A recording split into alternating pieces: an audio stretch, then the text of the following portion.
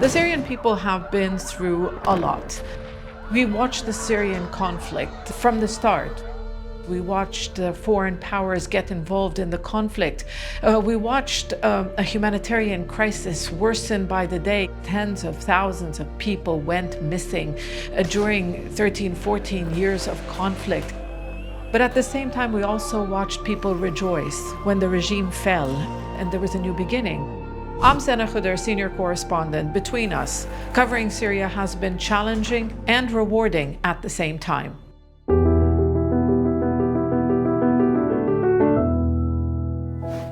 It's been challenging because at times you don't have access. It's been challenging because of the dangers, and it's quite difficult sometimes to filter through the conflicting narratives. But at the same time, it's rewarding because you're documenting history and you are documenting atrocities, and maybe one day it will help, the victims and their families in their search for justice. It was really almost unthinkable that the people would rise up against a regime, a police state that really did not tolerate any form of dissent. At the time, something broke. No doubt they were influenced by what was happening in the Arab world, the so-called Arab Spring.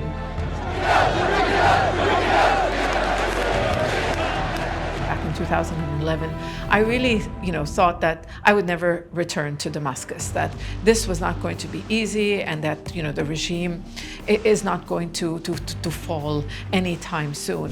The opposition has been able to set up checkpoints in Sunni neighborhoods. We started reporting from the north of the country, crossing in from the Turkish border into Syria, operating in opposition-controlled territories.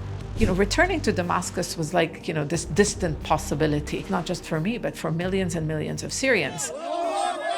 In November 2024, I was watching the rebel advance into Aleppo.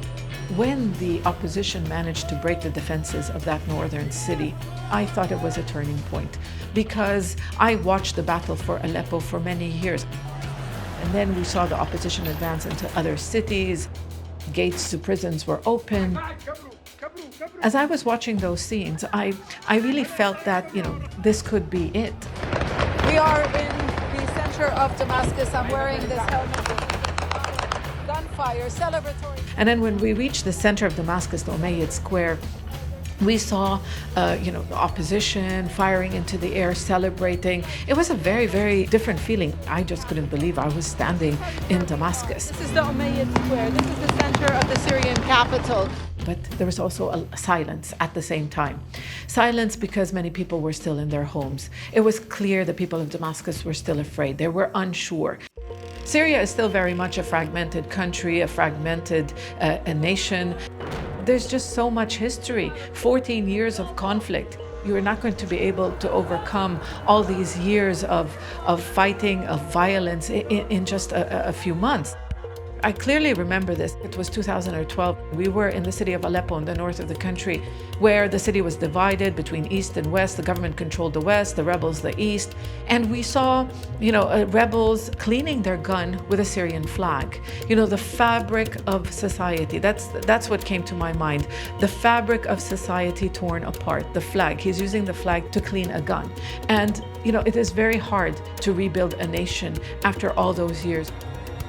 The new authorities have many challenges. They've had to deal with, bouts of sectarian violence. Internally, they've had to deal with a fragmented military landscape.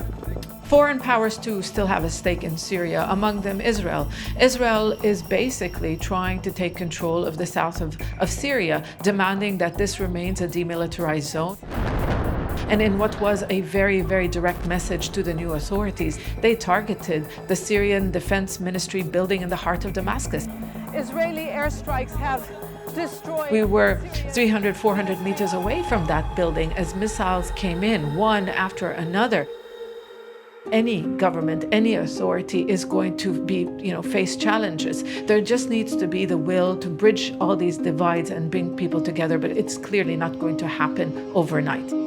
After speaking to people over the past few months since the fall of the regime, there are people who are hopeful. They know they have a new beginning, but they also know that it's not going to be an easy road ahead.